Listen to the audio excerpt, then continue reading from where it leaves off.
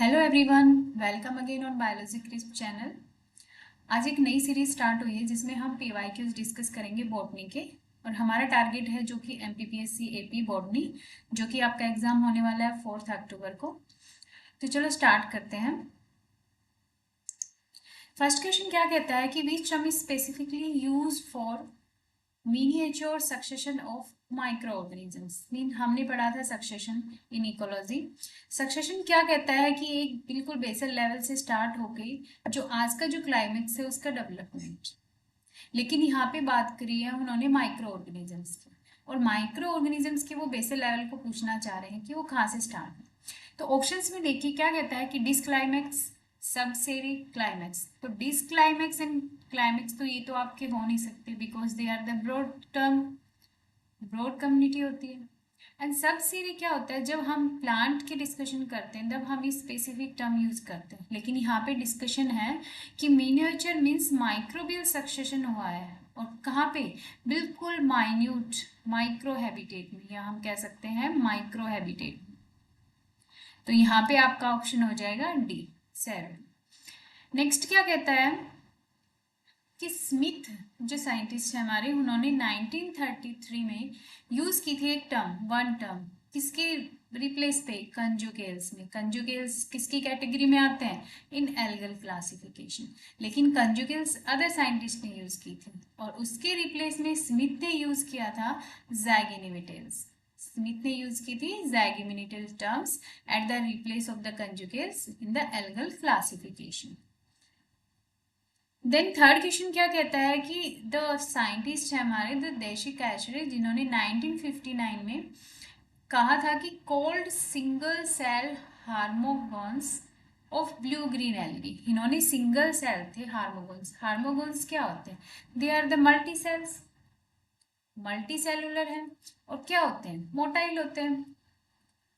Multi cellular and motile structures हैं, लेकिन उसके सिंगल सेल की बात कर रहे हैं। हार्मोगोन्स एक मल्टी सेलुलर मोटाइल स्ट्रक्चर है, लेकिन इन्होंने कहा है कि सिंगल सेल हार्मोगोन्स को blue green algae.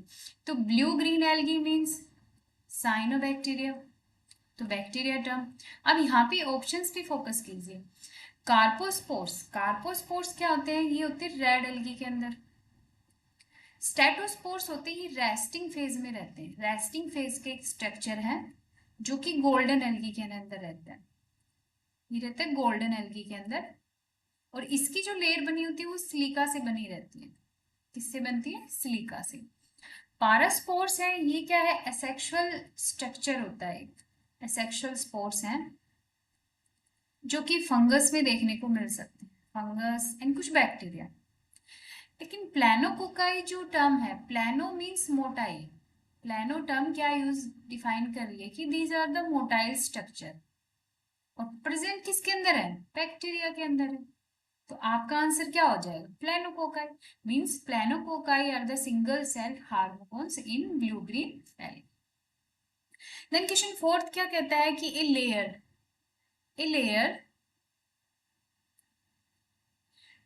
Which help in opening of anther. Anther की ओपनिंग में कौन सी लेयर हेल्प करती है।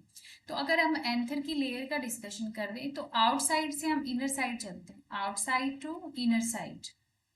तो आउटसाइड आपकी होती है एपिडर्मल लेयर, एपिथीसियम। देन होती है आपकी एंडोथीसियम। देन थर्ड पे होती है आपकी middle layer, and then tapetum. जो इनर लेयर होती है वो होती है नर्सिंग का काम करती है, मीन्स प्रोवाइड न्यूट्रिशंस, नरिशमेंट का काम करती है।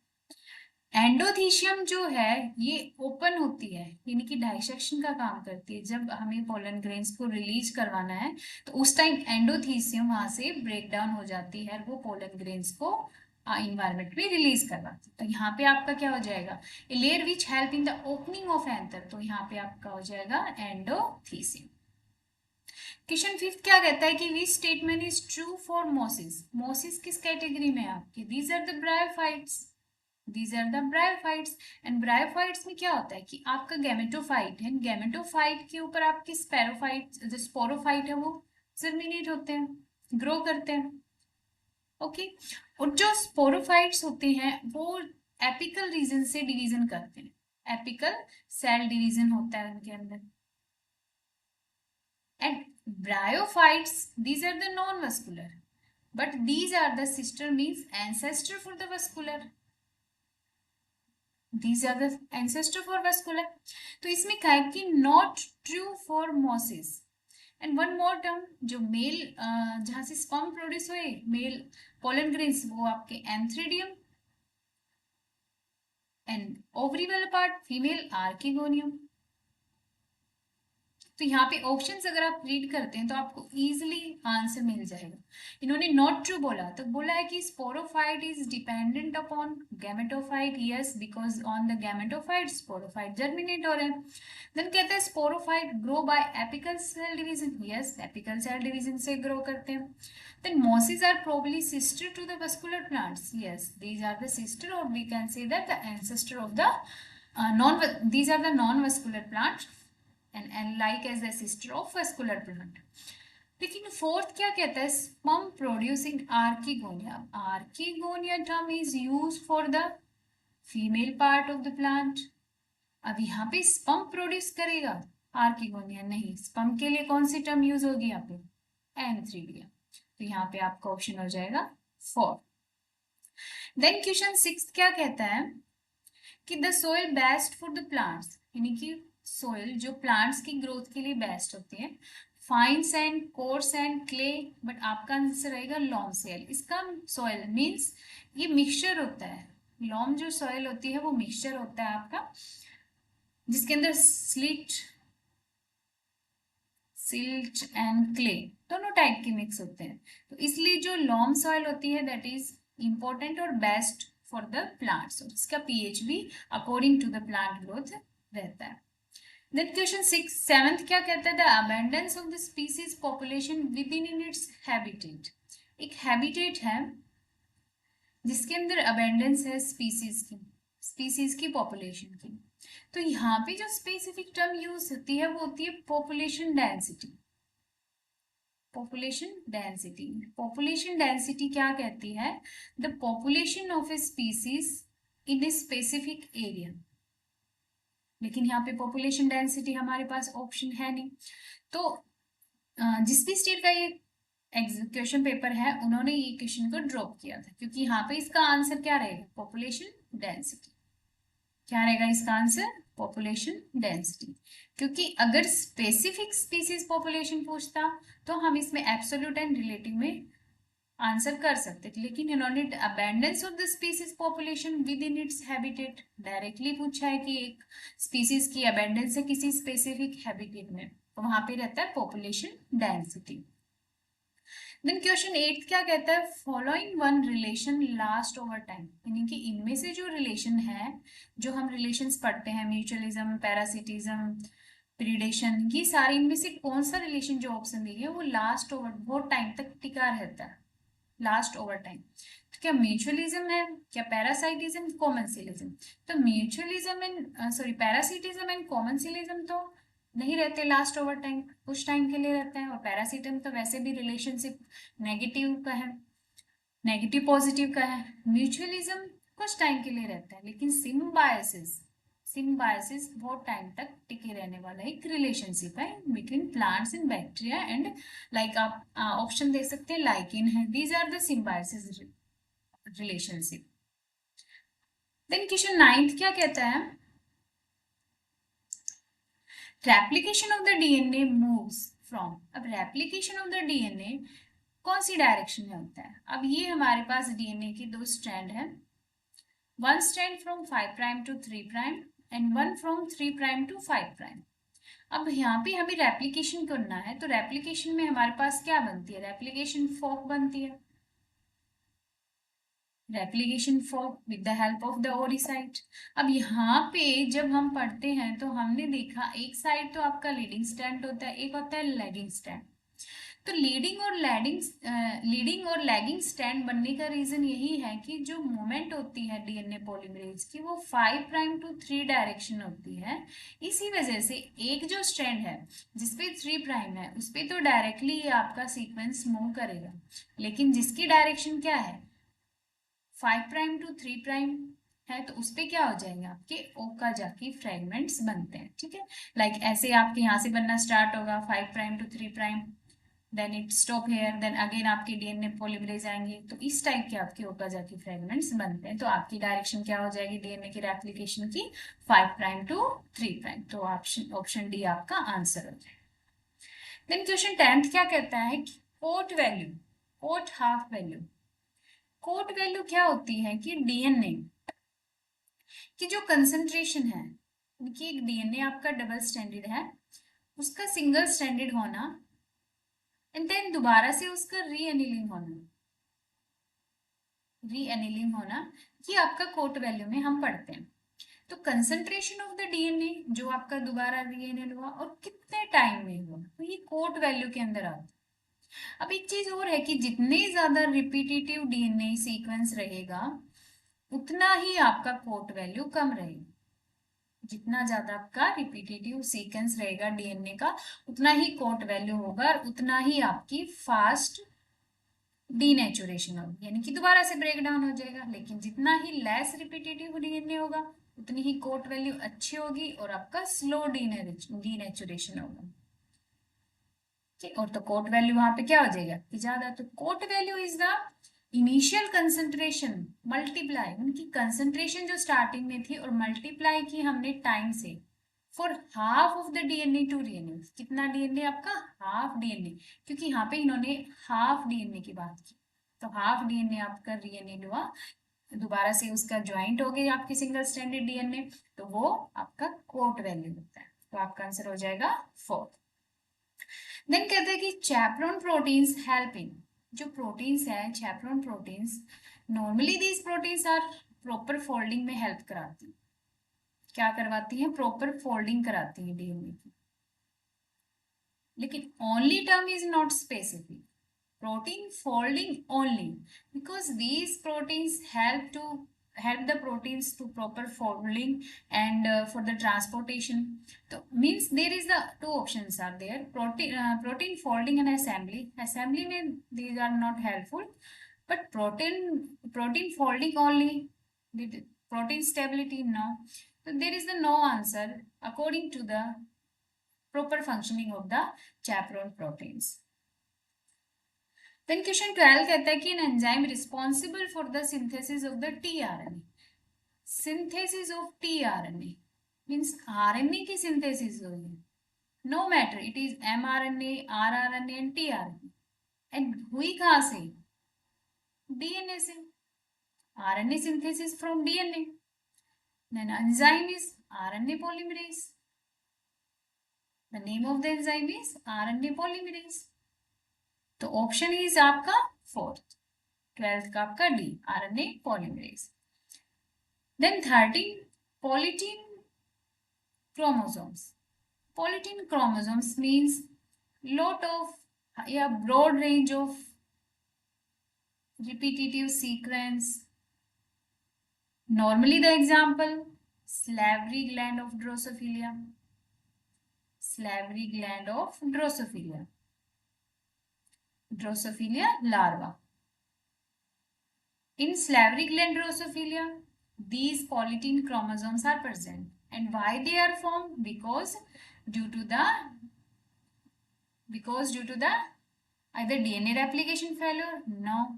Homologous chromosome pairing, no.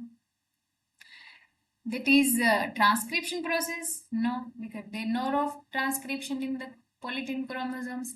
And DNA replication without segregation, yes, because in the single cell a lot of the chromosomes are present because no segregation of cell or DNA. So DNA replication without segregation causes the polytene chromosome in salivary gland of Drosophila larva. In 14th question, which of the following correctly match a phase of the cell cycle? Phase of cell cycle.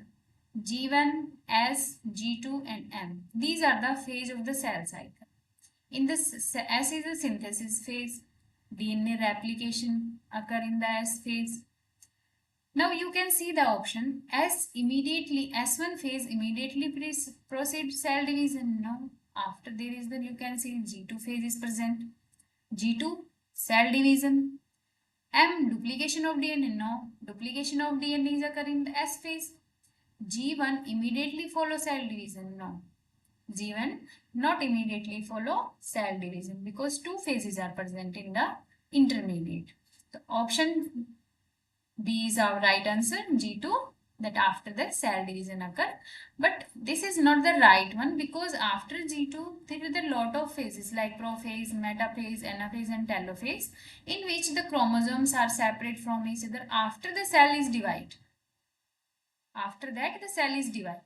But according to other options, the right answer is the B. Then 15th question, the RNA world hypothesis. RNA world hypothesis means RNA is a broad term, means it is work as an enzyme, catalyst, and it is also a genetic material, first genetic material that is identified. And RNA world hypothesis was given by Gilbert, but the concept of, note one thing, RNA world hypothesis was given by Gilbert, or RNA world term is given by Gilbert, but the concept was given by many scientists, like one was Crick and other one. But RNA world term was given by Gilbert in 1986. Then RNA world hypothesis proposed that RNA is both catalyst and a genetic material. Option D. Which of the following structure is not surrounded by one or more membranes? Means no membrane. Directly what the question say? No membrane outside the organelles. Chloroplast have membrane, mitochondria have membrane, peroxisome have membrane. The answer is the ribosomes. Ribosomes having no membrane, membraneless organelle. Then 17, choose the more appropriate for the connexin protein. Connexin proteins are used in the cell communication and they form the connexon. They form the connexons and these are used in the gap junction. These are used in the gap junction channel. Question 18. Water in the non-cyclic photophosphorylation. Water in the non-cyclic photophosphorylation is used for the hydrolysis of the water, release electrons, and these electrons are used for the reduction of the chlorophyll. Reduction of the chlorophylls, and after that reduction the electrons used by the photosystem for the further redox potential. Okay, the hydrolysis of the water is used for the reduction of the chlorophylls. The answer is the excitation of the chlorophyll? No. Hydrolysis of the ATP? No. Oxidation of the NADPs? No. Then reduction of the chlorophyll? Yes, the reduction of the chlorophyll is due to the hydrolysis of the water. Then question 19, the genetic sex of a human being is determined. We all know the X for the female and XY for male. If XX, then baby girl, XY, then boy. So who is responsible? The Y chromosome is responsible for the sex determination of human beings. Then Y chromosomes. Then question 20, the sum total of protein produced by organisms. Which is the basic term used for this term, total of proteins? Metabolomics? No, these are for the metabolites. Proteomics, genomics for the DNA, and proteomics for protein. Then answer is proteomics. Proteomics means, proteomes means the sum total of the proteins that are produced by a specific organism. Then question 21, the term farming. We all know the farming word. Pharmacy, bee pharmacy. These are the specific terms used by us. Pharmacy means related to drugs. Either genetically modified food from the plant? No. Recombinant drug from the bacteria? No. Transgenic research? No. The answer is the B. Drug synthesis from the transgenic plant. It includes farming. Then question 22. What type of the mating generally seen in the plant primates? In the plant primates, which type of the mating is generally seen? In the primates, the non-random mating and self-fertilization is seen. 22, B answer. Then 23, which of the following is not essential for the population at Hardy-Weinberg principle? What the Hardy-Weinberg principle say? This is the equation for the equilibrium. Not essential. Focus on this word. Now, no migration between population. No, migration is occur. No involvement of natural selection. Yes, natural selection is included. Random mating. Yes, it occur.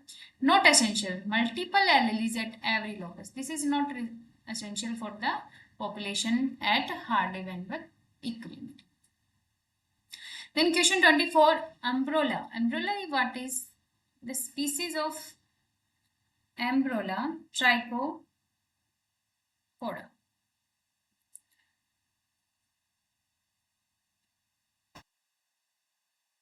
Ambrola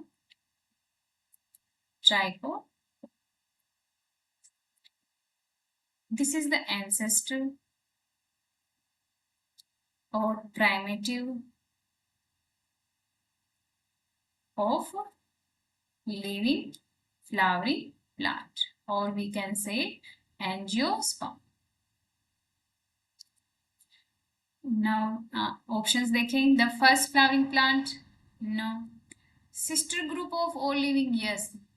Ambrola is the sister group of all living angiosperm that are present in recent era. Then question 25th. Atropine is obtained from? It is normally obtained from Dhatura and one other Atropa pallida. Sometime हम क्या करते हैं कि हमने जो पीछे species के name होते हैं उनको स्किप करते हैं. अब यहाँ पे आप देख सकते हो कि इन्होंने ऑप्शन दिए स्पेसिफिक यू, बेलिडोना, प्रिविंकल, फॉक्सग्लोम. अगर हमने सिर्फ एट्रोपा पढ़ के छोड़ा है तो वी कांट आंसर इट. हम इसको आंसर नहीं कर पाएंगे. इसलिए पीछे जो स्पीसीज के नाम होते हैं उनको भी फोकस करना है. तो यहाँ पे देखो इन्होंने बेलिडोना दिया तो आपका आंसर हो जाएगा बेलिडोना.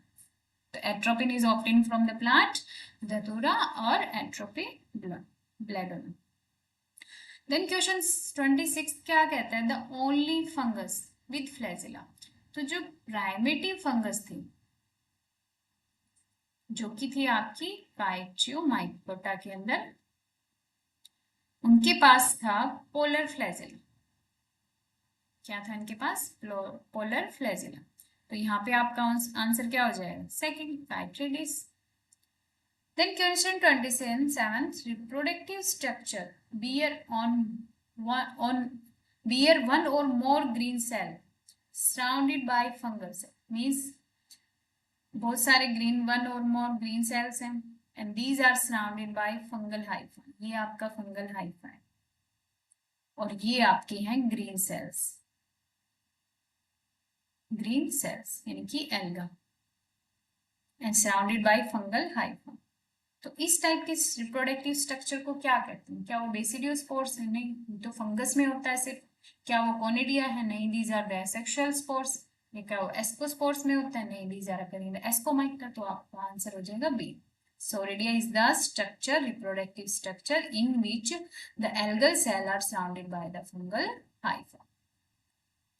Now question 28, Pseudomonas tobacci which produce toxin when it affect the tobacco plants. कौन सा टॉक्सिन प्रोड्यूस करता है जब वो टोबैको प्लांट को इफेक्ट करता है? तो ये जब इसको इफेक्ट करता है तो एक डिजीज होती है जिसको कहते हैं wild fire disease. Wild fire disease. और ये क्यों होती है? क्योंकि इस टॉक्सिन का ही नाम है वाइल्ड फायर टॉक्सिन. तो जो Pseudomonas tobacci है, टोबैकी से आपको देखो टोबैको को इफेक्ट कर रही है. और यहाँ पे जो डिजीज है वाइल्ड फायर डिजीज, किसके नाम से पड़ी, उसके टॉक्सिन, वाइल्ड फायर टॉक्सिन। अब यहाँ पे जो ये टॉक्सिन्स हैं इनको देखते हैं कि ये हमारे लिए थोड़े से अननोन से हैं, तो क्या है। तो विक्टोरिन जो टॉक्सिन है ये इफेक्ट करता है ओट्स को, और इसको रिलीज, इस टॉक्सिन को रिलीज कौन करता है, फंगस। ओके। पेरिकोनिया जो टॉक्सिन है वो कौन है, ये पेरिकोनिया टॉक्सिन इफेक्ट करती है सोरगम को या फिर ज्वार को। एंड पिरिकुलरिन ये जो टॉक्सिन है ये करती है राइस ब्लास्ट। इसको याद रखना है, राइस ब्लास्ट, और किसकी, आपने सुना होगा मैग्नापोर्था ओराइजी, मैग्नापोर्था ओराइजी, इसकी वजह से ये मैग्नापोर्था ओराइजी डिजीज टॉक्सिन रिलीज करता है पिरिकुलरिन, एंड जिसकी वजह से राइस ब्लास्ट डिजीज होती है इन राइस।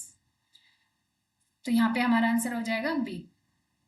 देन क्वेश्चन 29 क्या कहता है कि when did the government of India pass the Destructive Insect and Pest Act?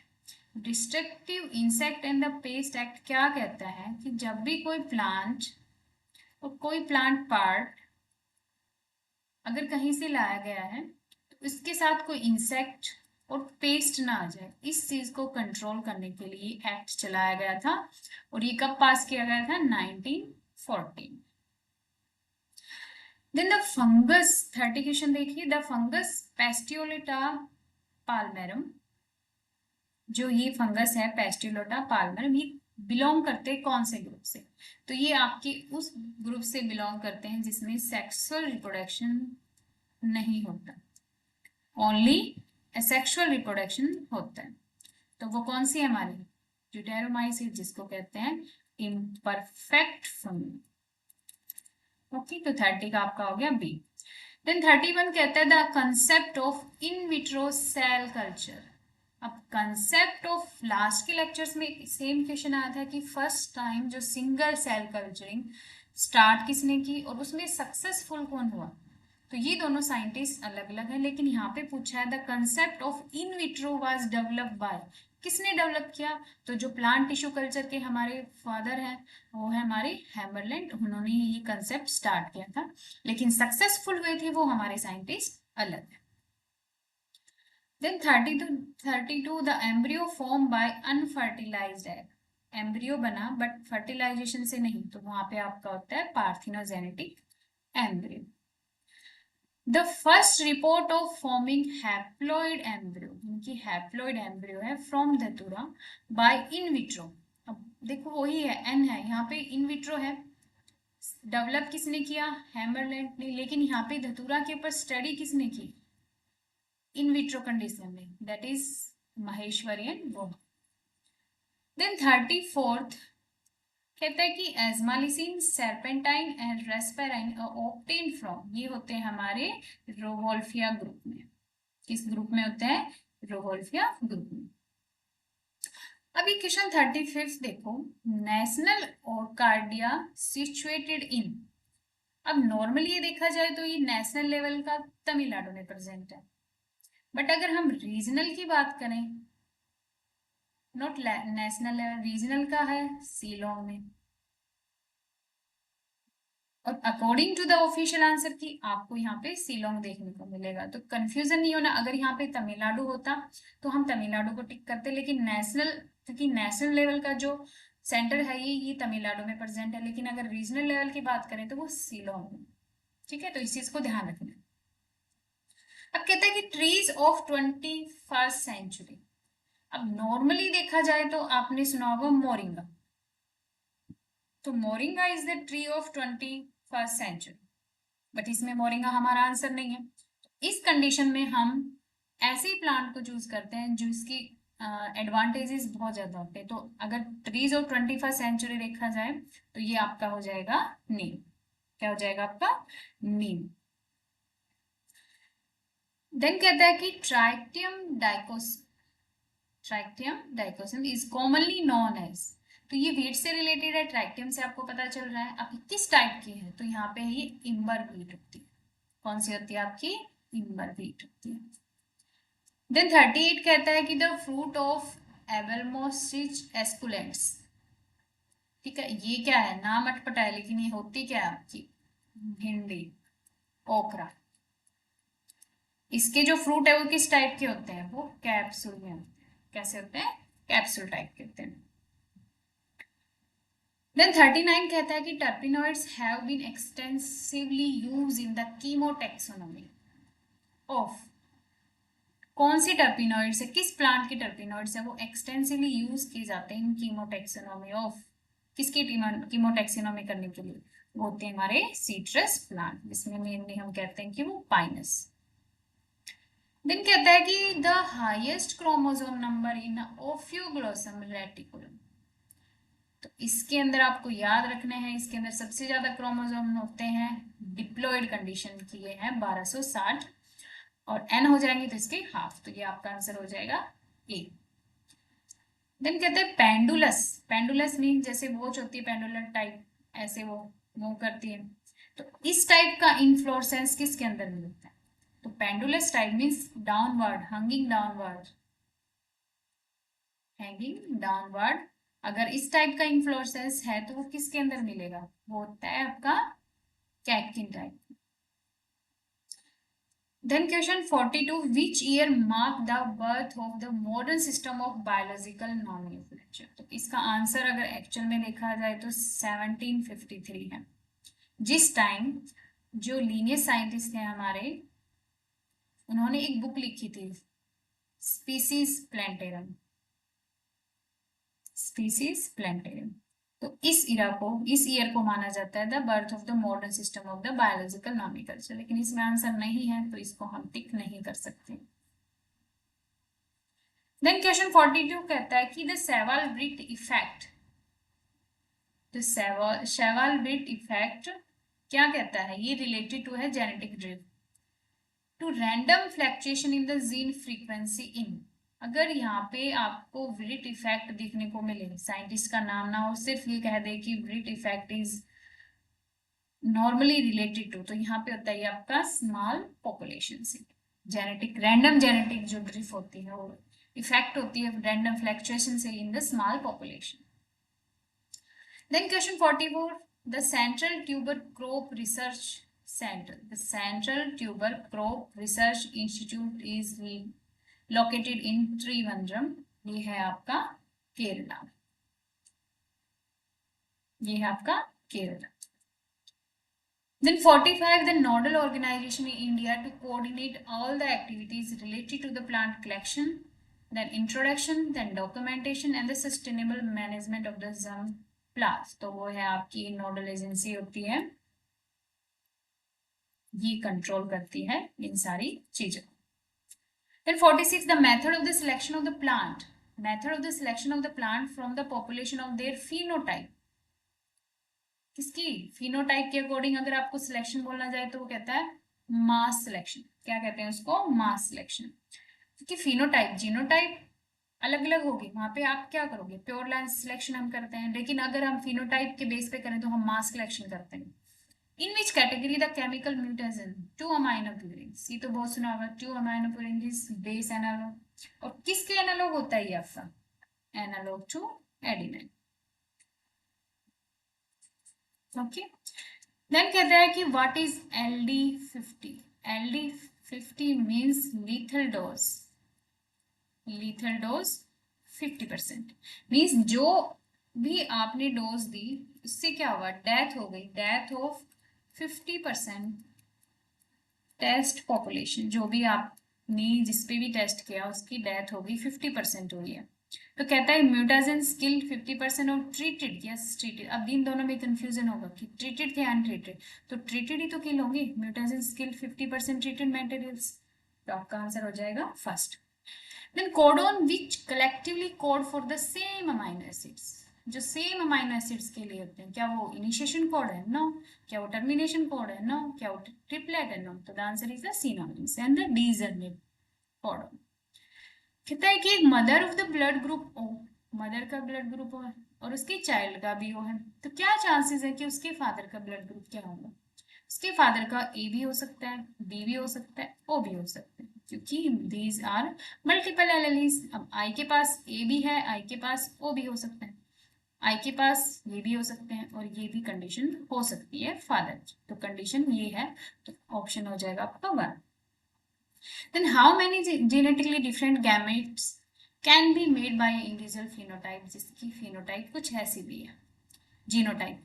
तो यहाँ पे देख सकते हो एक हेट्रो ग्रुप ये है, एक हेट्रो ग्रुप ये है और एक ये है, तो 2⁻³ कितने हो जाएंगे आपके पास 8, तो आपका आंसर हो गया 8। देन एक टर्म है site, is a example of non allylic interaction. ये नॉन एलिलिक इंटरेक्शन का है, लेकिन किसके अंदर, कॉम्प्लीमेंट्री जीन एक्शन के अंदर, ये होता है आपका साइट। 53 क्या कहता है कि पॉलीमरेज चेन रिएक्शन इन्वॉल्व्स, क्या क्या स्टेप होते हैं। सबसे पहले हम करते हैं डीनेचुरेशन, देन हम करते हैं अनेलिंग, देन हम करते हैं पॉलीमराइजेशन, तो आपका आंसर हो जाएगा first. DNA is separated by, अब डीएनए को हम एग्रो जेल से भी सेपरेट कर सकते हैं, पेज से भी कर सकते हैं, जो कि स्मॉल अमाउंट, जो स्मॉल साइज के हमारे डीएनए हैं उनको। एसडीएस से हम प्रोटीन्स को फोकस करते हैं। तो यहाँ पे दो ऑप्शंस आपके राइट होते हैं अगर अकॉर्डिंग टू, लेकिन अगर की देखा जाए तो ये क्वेश्चन हटा दिया गया था आपका, जो क्वेश्चन 54 है ये आपका जो भी बोर्ड है उसने हटा दिया था, क्योंकि इसके दो ऑप्शंस हो रहे थे।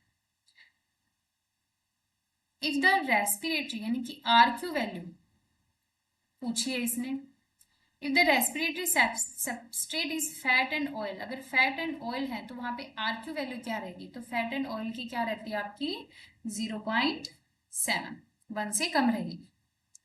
Then biosynthesis of ethylene, ethylene की जो बायोसिंथेसिस है वो कहाँ से होती है, मिथ्योनाइन से, मिथ्योनाइन करता है आपकी बायो जो इथाइलिन की synthesis.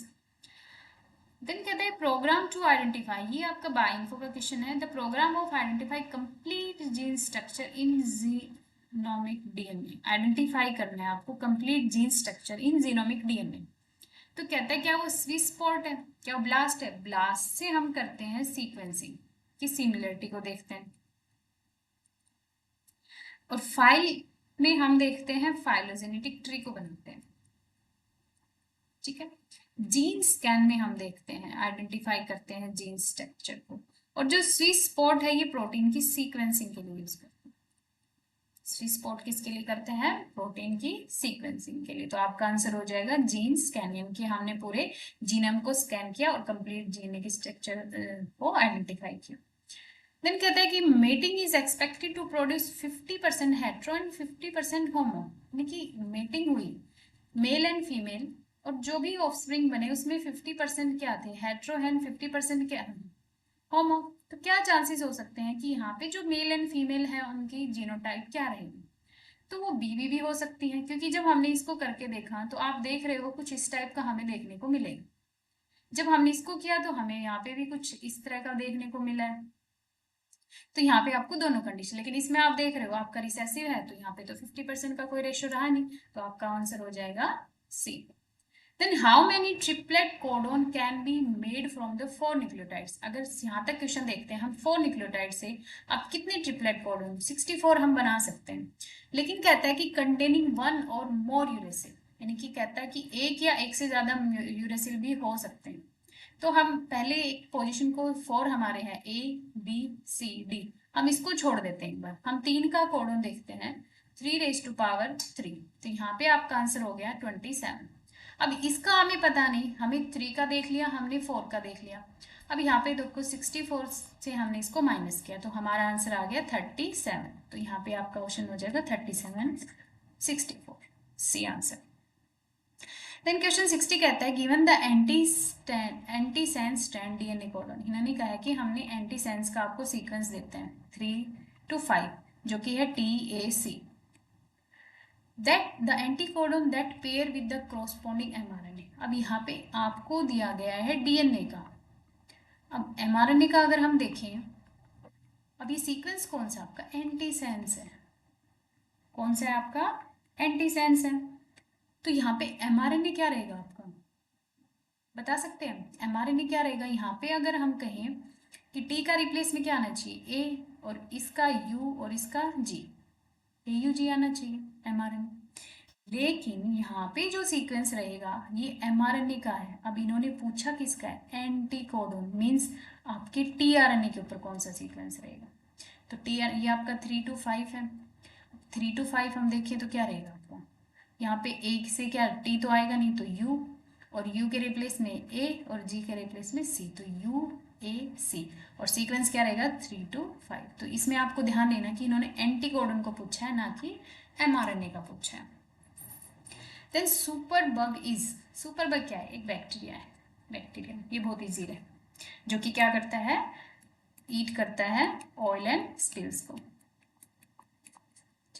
Then which of the following is the cloning vector? Cloning vector, cosmid, phasmid, amidmid वाले सारे ही आपके cloning vector, तो all of these. The following one sclerids is found in the seed coat of the Pisum stylum. यानी कि जो P है, इनमें से कौन से sclerids? Only one following one sclerid is found in the seed coat. किसकी seed coat में? Pisum stylum की। तो इसमें कौन से मिलते हैं आपके osteo, जो bone type होते हैं। किस टाइप के होते हैं ये? bone type के होते हैं। देन 64 कहता है कि haematoxylin belong to which category. जो हेमेटोजाइलिन है वो बेसिक डाई होती है, बेसिक स्टेन होता है, जो कि न्यूक्लियस को, डीएनए को स्टेन करने के लिए भी यूज किया जाता है। Then DPX stand for, DPX means DPX, distyrene plasticiser xylene, तो ये आपका हो गया DPX, distyrene plasticiser xylene. The cell which are involve in the lateral transport, तो transfer, very easy. The secondary cortex, अब इसमें देखना इन्होंने सेकेंडरी कॉर्टेक्स पूछा है, तो फेलोडम, और बनती किससे है, फेलिजन से, बनती किससे है, फेलिजन से, तो यहाँ पे आपका फेलोडम हो जाएगा answer. Then a graph which containing frequency in the form of vertical rectangles, तो वो होते हैं आपके हिस्टोग्राम। क्या होते हैं आपके, हिस्टोग्राम, तो आपका आंसर हो जाएगा सी। अब TEM जो हमारे इलेक्ट्रॉन माइक्रोस्कोप्स हैं वो किए थे नॉलन रिस्का ने, transmission electron microscope. The pollen tube enter through the nucleus by the process, अब nucleus through the nucleus pollen tube enter करी, कौन से प्रोसेस को क्या कहते हैं, मेसोगैमी। ओके, तो ये थे आपके 70 क्वेश्चंस। इसके बाद जो क्वेश्चंस है वो जनरल नॉलेज के हैं, GK of the state Kerala. तो यहाँ पर आपके 1 to 70 क्वेश्चंस थे जो आपके सब्जेक्ट से रिलेटेड थे, बॉटनी से, वो कंप्लीट होते हैं। यानी कि हमारा आज 1 स्टेट का, केरला स्टेट का 2017 का क्वेश्चन पेपर कंप्लीट हुआ। आपको PYQs यहाँ पे कंप्लीट डिस्कस हो चुकी हैं। आगे आने वाली सीरीज़ में हम ऐसे करेंगे, जो भी स्टेट है उनके PYQs उठाएंगे और कंटिन्यू रहेंगे, तो बने रहिए हमारे साथ। और न्यू अपडेट के लिए हमें सब्सक्राइब करें और हमारे चैनल को लाइक करें। Thank you, have a nice day.